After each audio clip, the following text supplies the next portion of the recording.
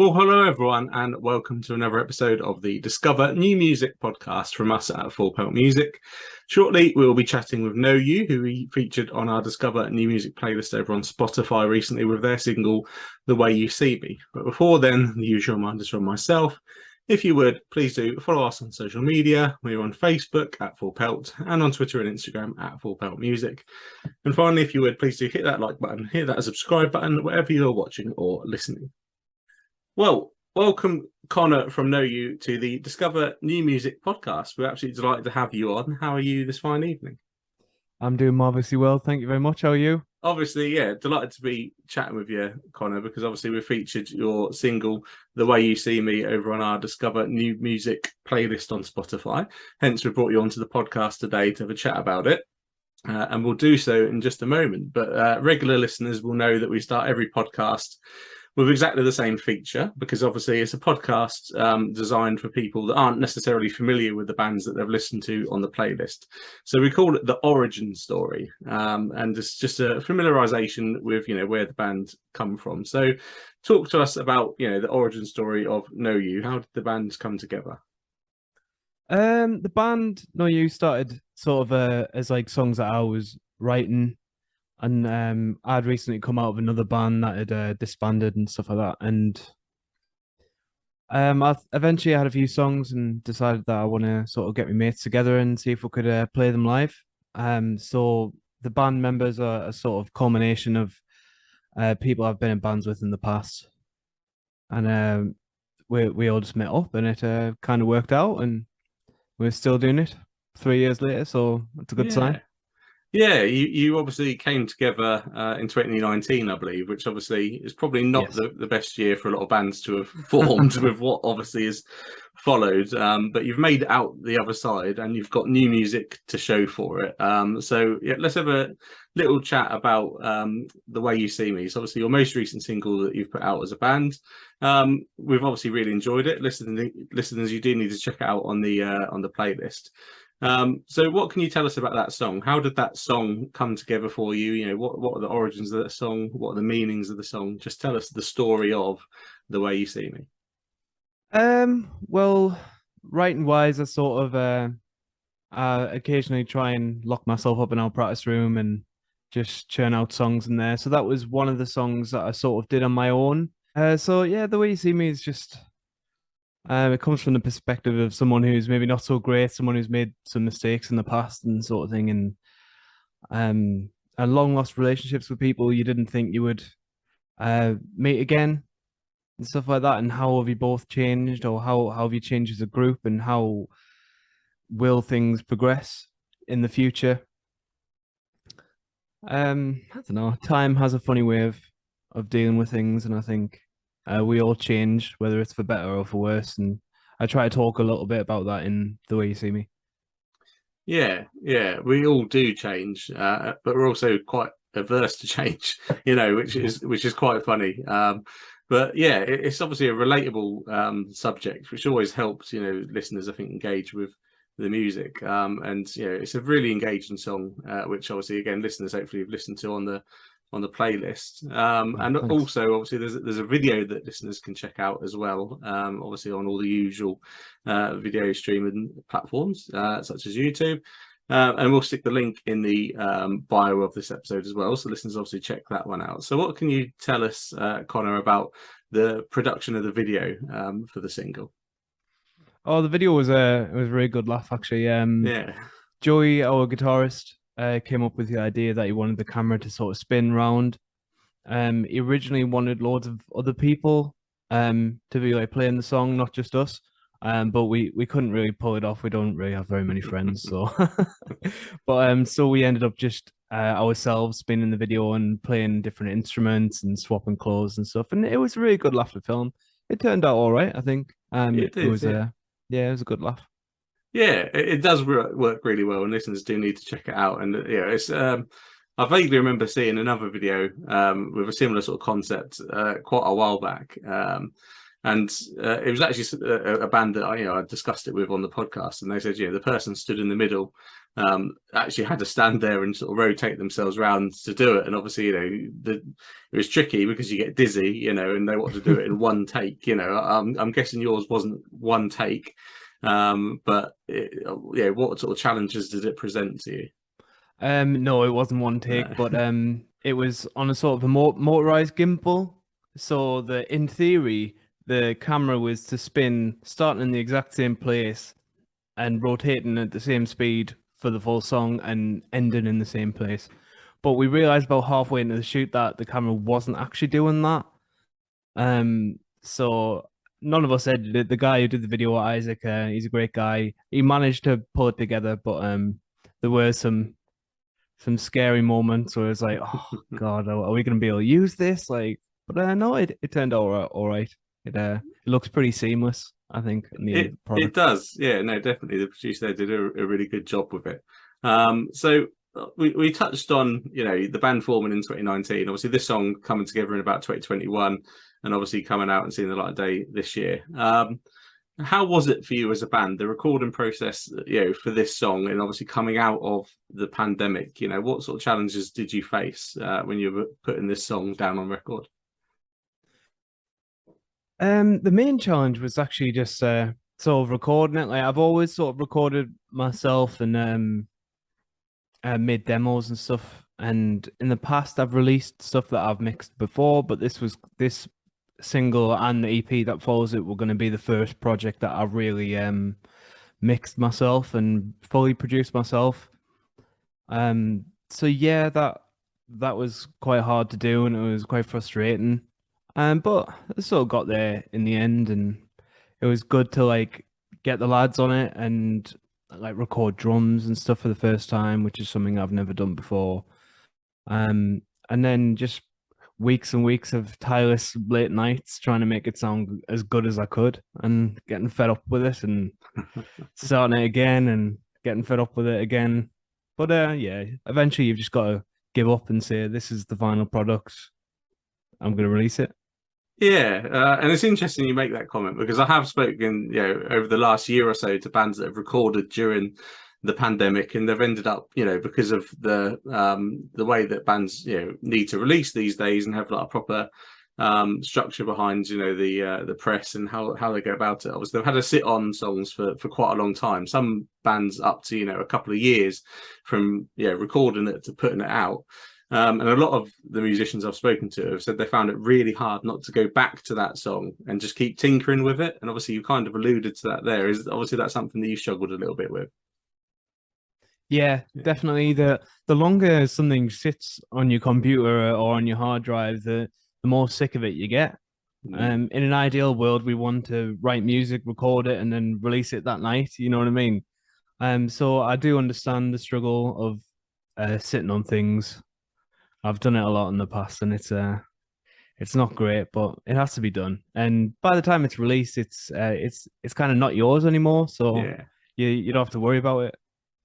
Yeah, no, true, and yeah, certainly agree with that.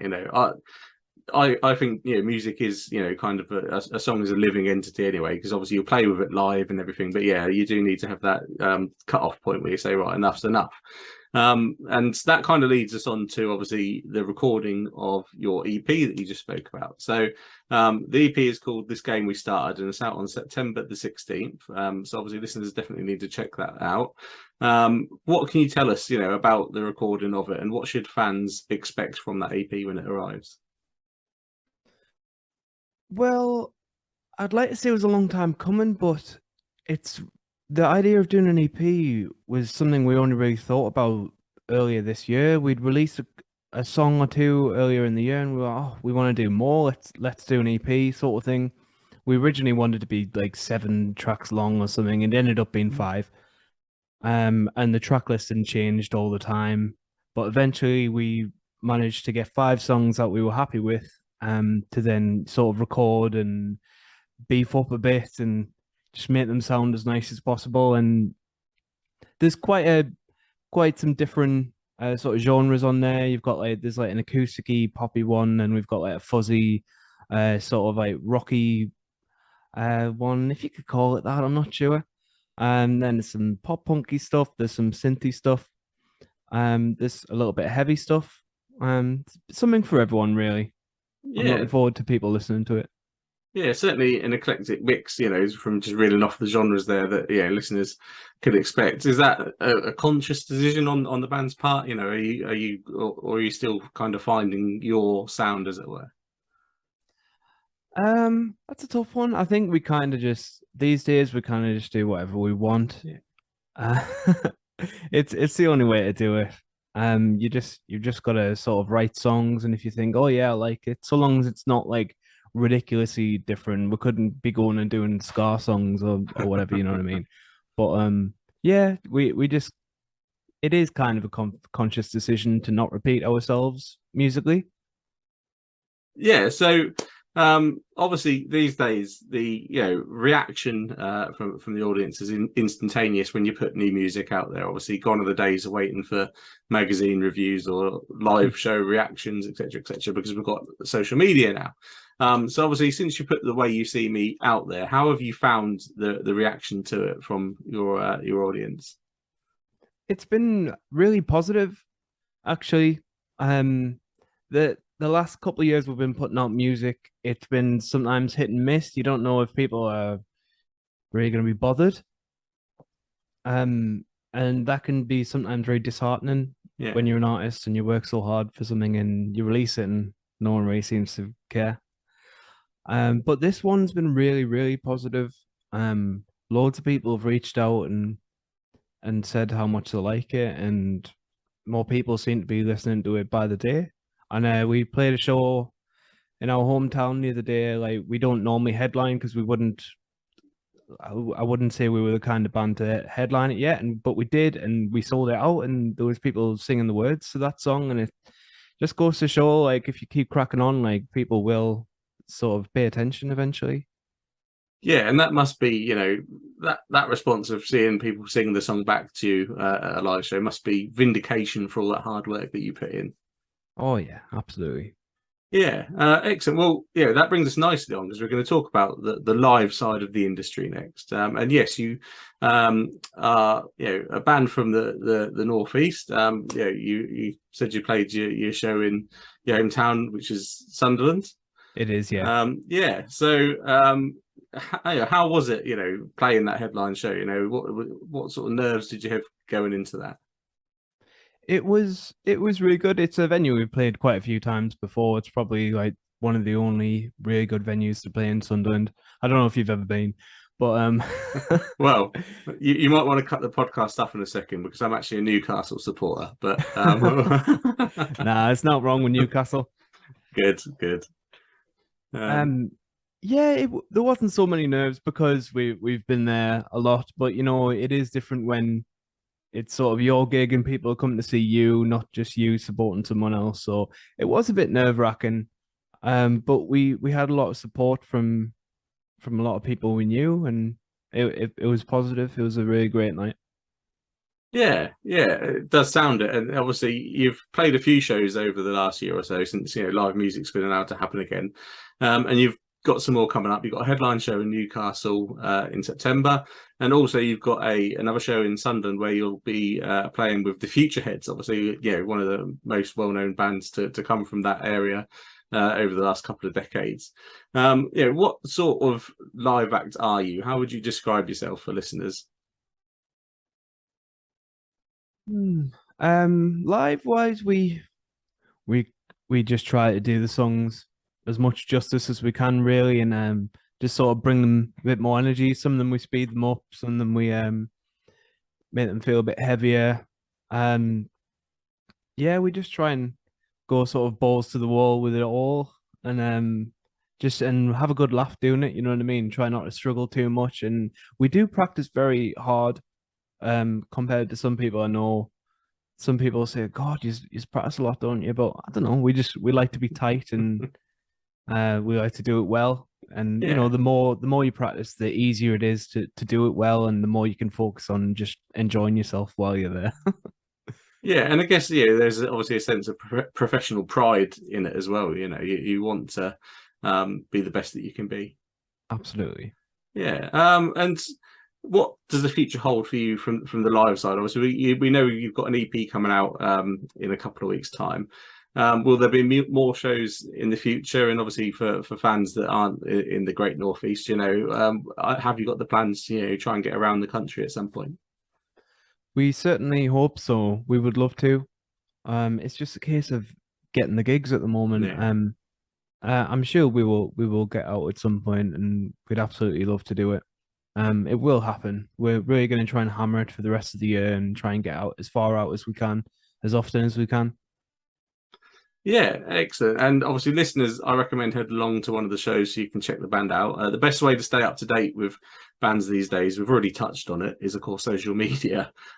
So for people listening, I've got the handles for the band ready, which actually you've done something that I love, and you've managed to get the same handle across the all of the main sites. So you've on Instagram, Facebook, and Twitter at noyou MSC. So noyou music without the I in there.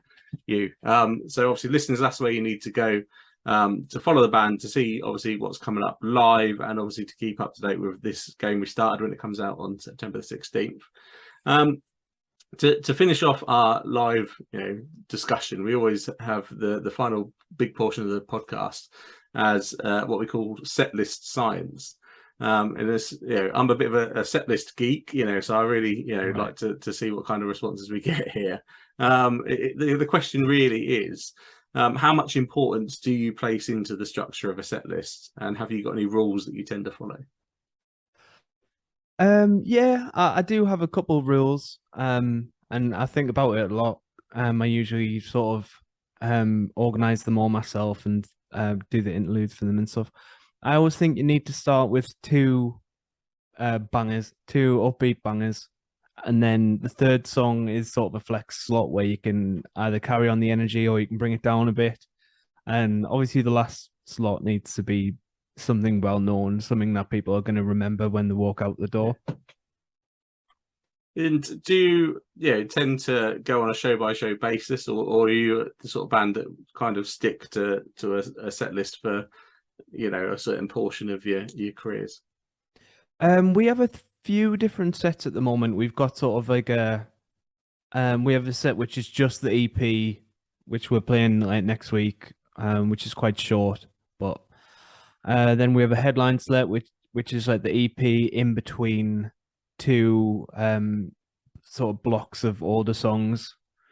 And then we have another set which is just a few songs from the EP and then a few older songs sort of mixed up together.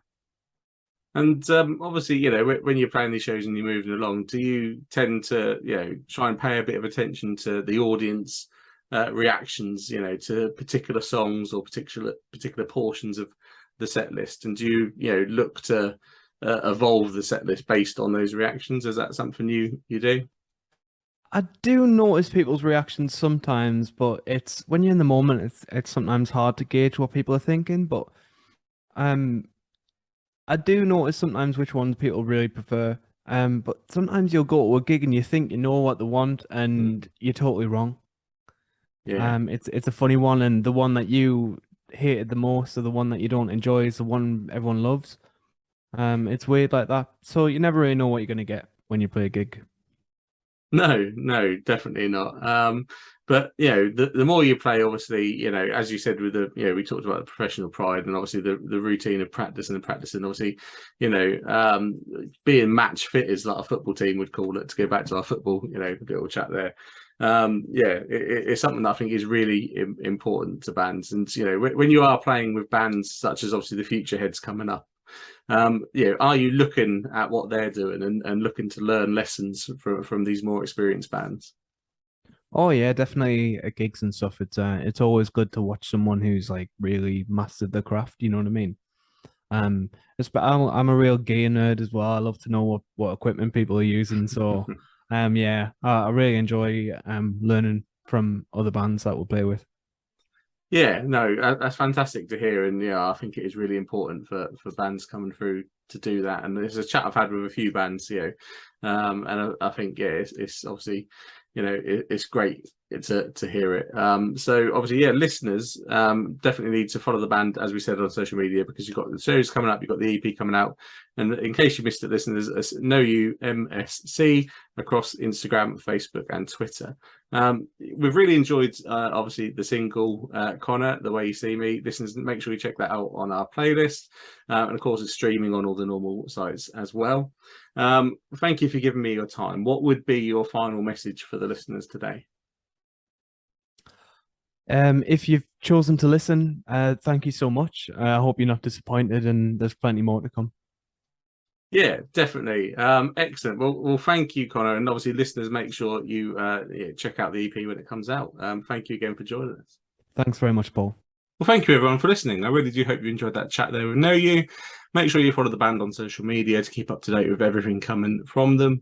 And of course, please do remember to follow Full Pelt on social media as well. We're on Facebook at Full Pelt and on Twitter and Instagram at Full Pelt Music.